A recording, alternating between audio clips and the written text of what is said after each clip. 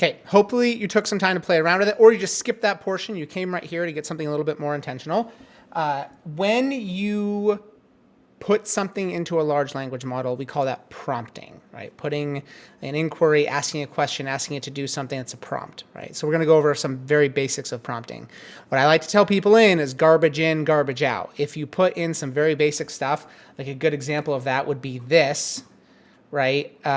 Choosing a vacation destination depends on your interests and preferences. This thing doesn't know me, right? I said, what's a good place to go on vacation? I didn't say when I wanted to go, where I wanted to go, what kind of vacation, who I am, whatever. I didn't give it anything, right? I gave it what I did was I kind of Google searched. I said, good vacation destinations, and see what's coming up here. You have to think about talking to this like it is an assistant or almost like it's human. So, which freaks some people out, I realize. So what we're going to do is we're going to talk a little bit about how to get better responses. And the best way to get better at this is just to use it consistently. Practice, practice, practice. Find what works and find what doesn't. You will go out there and you'll find all these prompt engineering experts and all these people doing whatever. You can piecemeal those things together. I've got the system for picking watermelons. It's total garbage. What I do is every time someone gives me a new strategy, I just add that to my repertoire. So it's color and the distance between the stripes and a large yellow spot and scratches on it. And, of course, knocking on it. How does it sound when you knock on it? And sometimes I just let my kid pick one at random. And if it's a good one, I say, that's how you do it, right? So that's kind of what prompt engineering is. There's definitely some things that I have found that helped. And those 5 things are listed here for you on the screen.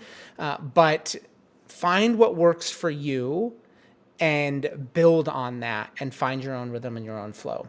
So a couple of things here just to be thinking about. Clarity, first and foremost. Be very clear with what you're looking for and provide as much context as possible. Okay. If I'm a 7th grade English teacher who uses the Springboard curriculum and we're in Unit 2 talking about narrative writing, and the activity for them is to create their own narrative, but I want something that's a little bit more outside the box.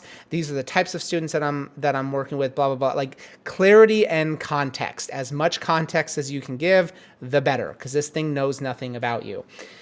Format, meaning what type of format do you want it to give your answers in? Do you want it in a table? Do you want 10 suggestions? Do you want it written out? Be very, very clear with how you want to receive your responses. And then iteration, meaning if you don't get what you want, say, no, that didn't work for me. Yes, give me more. This is perfect. Elaborate on that, right? Well, you missed out on this part. Now add something like that in, and just iterate and have this conversation again. Practice like you're talking to an assistant. And then always, always, always keep this human-centered.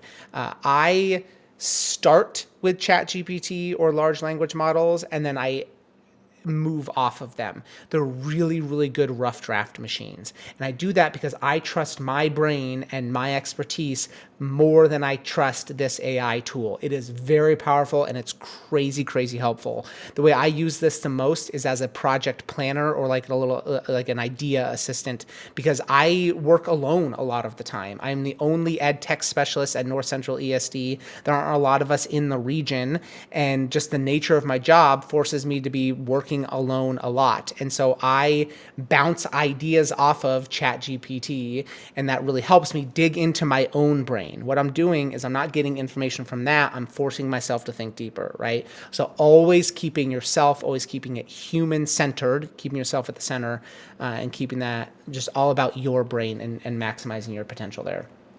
So what I'm going to ask you to do is to explore this Padlet. If you click this button in the top right-hand corner of that Padlet, you're going to get some information here. So these are example conversations that are from my ChatGPT that I just grabbed and put on here so you can kind of see some of the way these things have been used. And then these are prompt engineering resources that are out there. Some of these I've created.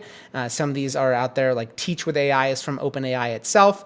You can explore those. So what I want you to do is spend a couple of minutes exploring these resources and then go back to ChatGPT.